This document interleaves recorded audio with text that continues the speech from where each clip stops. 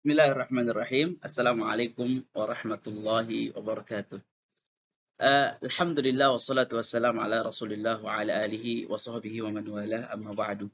Segala puji bagi Allah Subhanahu wa taala yang Maha Pengasih dan Maha Penyayang, yang dengan kasih sayangnya ia tak serta-merta langsung menghukum hambanya di saat hamba itu melakukan kesalahan, tapi ia menanti hambanya untuk bertaubat.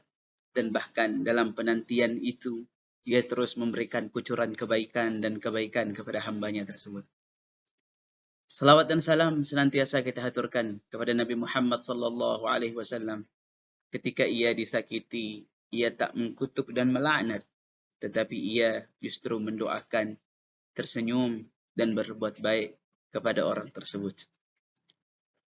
Saudara-saudara sekalian yang dimuliakan Allah Subhanahu wa taala, saya sedang berusaha menggambarkan atau mengkampanyekan pesantren tanpa kekerasan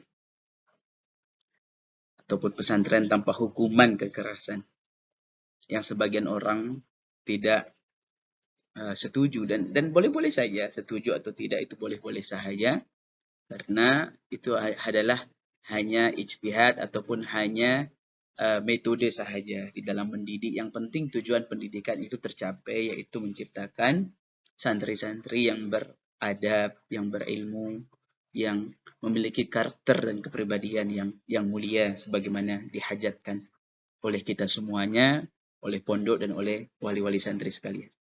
Tapi ada yang menarik ya. Sebagian penolakan atau ketidaksetujuan itu terangkum dalam satu kalimat. Nah, contohnya, dulu banyak santri dipukul kiai, sekarang malah sukses kok. Begitu kan katanya. Nah, ini memang ada beberapa poin sebenarnya kita perhatikan dalam kalimat ini. Ya dulu banyak, memang benar banyak dulu santri-santri yang dipukul, tapi kemudian sekarang menjadi kiai-kiai besar, menjadi sukses begitu. Nah, tapi sebelum itu harus kita teliti dulu. Benarkah mereka-mereka yang sukses itu sekarang itu karena pukulan, karena kekerasan, atau ada faktor lain yang mempengaruhi kesuksesan mereka? Sudahkah diteliti pukulan itulah yang menjadi faktornya? Jika belum diteliti, maka itu berarti hanya dugaan sahaja, dan dugaan tidak bisa dijadikan sebagai patokan dalam hukum. Ya, apalagi dalam menetapkan suatu hukum yang maslahatnya atau yang dampaknya itu sangat signifikan bagi orang banyak. Itu satu hal, diteliti dulu. Apakah benar yang sukses-sukses itu kayak dipukul? Gitu. Buktinya kalau memang semakin dipukul semakin sukses, buktinya harusnya santri-santri yang dipukul itu semuanya sukses, tapi banyak juga yang nggak sukses. Nah, ini kan satu anomali yang harus kita teliti. Itu satu hal. Ya. Cara kita menguji kalimat ini ya, dulu banyak santri dipukul kiai, sekarang malah sukses kok. Ya, itu. Itu satu. Kemudian ada dua poin lagi yang ingin saya sampaikan, yaitu dulu kiai yang mukulnya seperti apa. Kiai dulu yang mukul itu kayak bagaimana sih kiai itu? Ya kan? Dia kiai zaman itu, ternyata dia adalah ahli tirakat, ya. Dia ahli tirakat. Dia ahli tirakat. Artinya kiainya itu apa namanya? Memukul itu bukan dengan emosional, bukan dengan marah, bukan merasa apa namanya ingin ditaati seperti raja-raja, tidak. Mereka itu memukul dengan maksud tertentu, dengan tujuan tertentu, yang tujuan itu bisa jadi tidak tercapai kecuali dengan adanya pukulan atau persentuhan fisik dan lain sebagainya. Mereka semuanya ahli tirakat, ada yang tirakat puasa, ada yang tirakat qiyamul lail, ada yang tirakat baca Quran dan lain sebagainya. Jadi kiai itu dahulu mentirakati santrinya. Baca Quran diniatin buat santri ini. Baca Fatihah diniatin buat santri ini. Bagaimana dengan ustadz-ustadz, pembina-pembina pondok, pembina-pembina asrama zaman sekarang yang menghukum? Apakah juga mereka itu ahli tirakat? Satu. Yang kedua, kiai-kiai zaman dulu itu, Masya Allah, syafaqahnya itu loh. Ya, syafaqahnya itu luar biasa. Ya, syafaqah itu maksudnya adalah kasih sayang ya, kasih sayang kepada santrinya itu kuat luar biasa. Ya, kuat luar biasa. Bahkan sebagian daripada mereka itu tidak ingin rumahnya lebih bagus daripada asrama santrinya. Tidak ingin rumahnya lebih besar. Tidak ingin makanannya lebih bagus daripada makanan santrinya. Itu saking syafaqahnya mereka. Ya, saking sayangnya mereka kepada santrinya. Dan energi syafaqah itu ditangkap oleh santri. Santri tahu, ini guru saya sangat sayang sama saya. Sehingga kalau dia mukul saya, nggak mungkin karena benci. Dia sangat sayang kok sama saya. Syafaqahnya itu memancar. Energi kasih sayang santri itu dirasakan sama santri kok. Santri tahu mana guru yang betul-betul tulus menyayangi. Tahu santri. Ya, disayang. Itu satu. Itu kedua, itu poin kedua. Yang ketiga, dulu kiainya itu sebelum memukul, malamnya itu udah ditangisi dulu. Jadi sebelum main fisik nih, udah main hati dulu, main kolbu dulu. Gitu. Nangis dulu malamnya itu. Nangis dulu. Doain santrinya, munajat ya. Kemudian tahajud, didoain dulu. Baru besok paginya atau siangnya baru dipukul. Ya, baru di rotan ya, di bambu. Kalau sudah ya saya dulu di bambu. Begitu. Kemudian setelah memukul, kembali seperti biasa, saling menyayangi kembali, santri kembali kiai kembali tersenyum, kiai kembali ngasih makan juga kepada yang dihukum tadi. Ya, disayang lagi, diperhatikan lagi. Sehingga santri itu meskipun dipukul, dia tahu ini yang mukul bukan karena benci, tapi karena sayang. Ya, sehingga yang timbul adalah semangat memperbaiki diri, bukan semangat mencari pembenaran, bukan semangat untuk membantah dan melawan. Kenapa? Dia tahu ini kiai, kiai yang sangat sayang kepada dia. Nah, sekarang kita nih, kira-kira punya ciri-ciri ini enggak? Ya? Kira-kira punya ciri ini enggak nih, para pembina asrama saat ini, para apa namanya itu, pengasuh saat ini. Kalau musyrif istilahnya juga di sebagian pondok, punya nggak kita ciri-ciri ini? Benar nggak kita mukul itu karena kasih sayang atau karena emosi atau karena merasa tidak ditaati, ya, hanya ego semata, ingin merasa disanjung, dihormati, disegani, diadabi oleh santri, ataukah betul-betul kita ingin mendidik santri kita? Dan tentu saja yang bisa menjawab ini adalah masing-masing orang. Kita tidak bisa meneliti jawaban hati orang karena ini adalah perkara hati ya. Kemudian dulu santri yang dipukul itu seperti apa sih? Santri yang dipukul dulu itu kok mereka sekarang jadi sukses? Mereka dulu itu adalah ahli adab, ya, ahli adab, ya, ahli adab.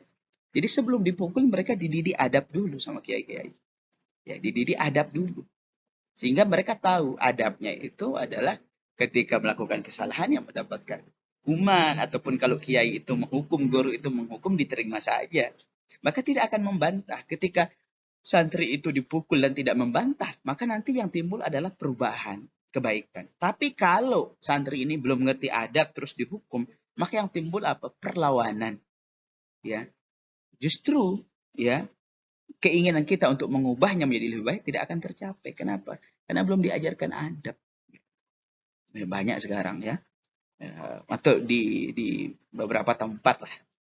Ya, ketika baru masuk pondok itu yang diajarkan apa dulu? Nah, itu kita bisa nilai. Apakah baru masuk pondok langsung disuruh hafal Quran? Masuk pondok langsung baca kitab? Atau masuk pondok diajarin apa? Ataukah diajarin adab dulu? Maka adab ini penting. Adab ini penting untuk menyiapkan psikologi santri menghadapi tantangan-tantangan kehidupan. Kemudian dulu itu santri dan orang tuanya ya pasrah pada kiai. Dulu santri dan orang tuanya pasrah sama kiai. Artinya, kiai mau bagaimanapun, ya saya terima gitu. Kalau saya salah, saya siap dihukum, saya tidak akan melawan, apalagi sampai lapor polisi begitu. Ya, udah pasrah. Ya, kenapa bisa pasrah sama kiai? Karena tentu saja ada hubungan batin di situ ya, ada hubungan batin, keyakinan luar biasa. Dan kiainya juga mendapatkan amanat total dari wali santrinya juga, sehingga enak. Nggak ada istilah wali santri laporkan kiainya atau wali santri kok marahin ustadznya. Nggak ada istilah itu di zaman itu. Ya. Kemudian dahulu ya para santri yang dipukul atau dihukum dahulu itu, mereka menyadari besarnya kasih sayang kiainya. Mereka menyadari itu.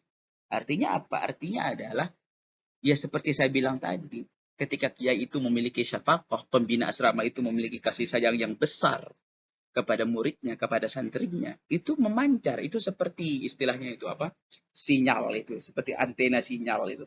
Maka ini memancarkan sinyal kasih sayang itu. Santri juga nanti dengan antenanya menangkap. Sehingga santri itu merasa, ini guru, ini musyrik, ini ustadz, ini kiai betul-betul sayang sama saya. Jadi kalau suatu hari saya dihukum atau dipukul, tidak masalah. Loh dia sayang sama saya kok. Kira-kira begitu. Sehingga ketika itu terjadi, kiainya kayak tadi ya, kemudian santrinya juga kayak begini, maka yang terjadi apa ketika ada hukuman? Yang terjadi adalah pukulan di zaman dulu itu tak ubahnya seperti cubitan sepasang kekasih. Tidak membekaskan dendam dan amarah, justru bertambah taat dan patuh. Masalahnya itu. Zaman ini bisa nggak kita jadi pembina asrama yang kayak kiai-kiai zaman dulu? Dan bisa nggak santri di zaman sekarang itu seperti santri-santri zaman dulu, dan wali santrinya seperti wali santri zaman dulu? Artinya masing-masing memberikan kepercayaan yang total, kemudian kasih sayang yang tulus, kemudian pasrah. Jika itu masih ada saat ini, maka saya rasa tidak masalah jika ada pukulan itu atau ada hukuman. Tapi melihat kenyataan di zaman ini, santri zaman ini, lo jangankan dipukul, jangankan dipukul, lah nggak dipukul saja, baru 1 minggu di pondok minta boyong, minta pulang. Terus bagaimana kalau dipukul lagi gimana? Tujuan kita memperbaikinya tentu saja tidak akan tercapai. Justru dia akan kabur. Ya, justru dia akan kabur.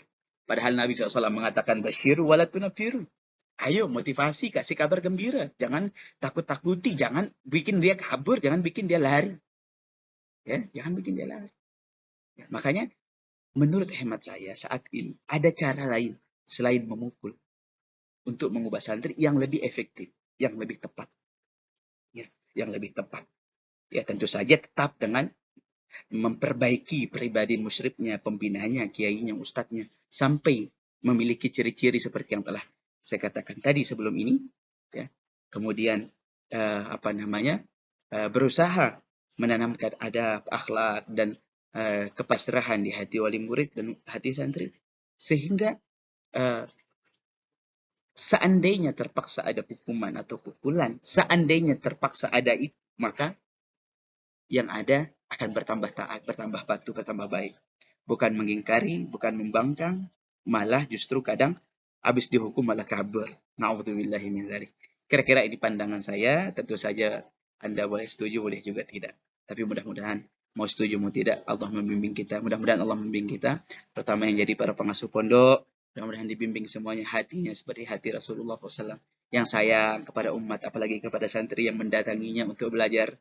Ya, kemudian mudah-mudahan anak-anak kita juga yang di pondok disayangi oleh Allah Ta'ala, hatinya juga dibersihkan oleh Allah Ta'ala, dan mudah-mudahan berhasil kaderisasi umat Nabi Muhammad SAW menciptakan para ulama, para generasi cahaya yang akan menerangi umat di akhir zaman ini berhasil. Dimanapun pondok kita, apapun namanya, mudah-mudahan kita bisa mewarisi bukan hanya ilmunya Nabi SAW, tapi tarbiyahnya Nabi SAW. Al-Fakir Multazam Zakaria minta maaf kalau ada kekeliruan. Wassalamualaikum warahmatullahi wabarakatuh.